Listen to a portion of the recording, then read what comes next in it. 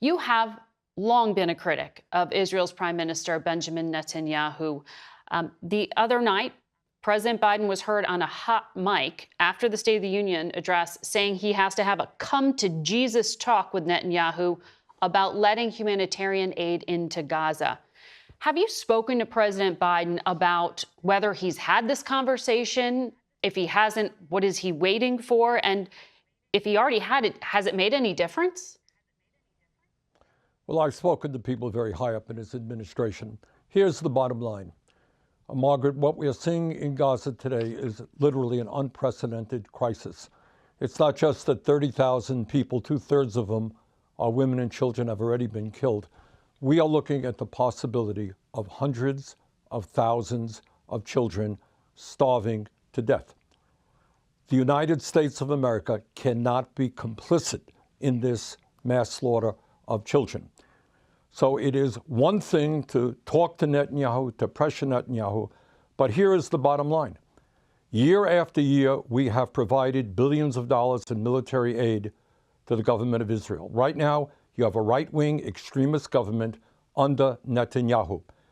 There are plans to provide him with another $10 billion in unfettered military aid. Well, you can't say to Netanyahu, stop the slaughter, allow the massive amounts of humanitarian aid that we need to come in to feed the children. Please, please, please. Oh, but by the way, if you don't do it, here's another $10 billion to continue the war.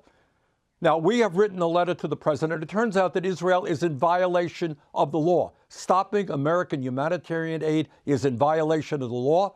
That should be clear. No more money to Netanyahu's war machine to kill Palestinian children. You've said Israel's in violation of the Foreign Assistance Act, as have a handful of other Democratic senators. They may also be in violation of the Leahy Act. The president himself has the national security powers to suspend. Do you really think, though, in a presidential election year, that the president of the United States would halt or pause or condition aid to one of the closest allies in the Middle East?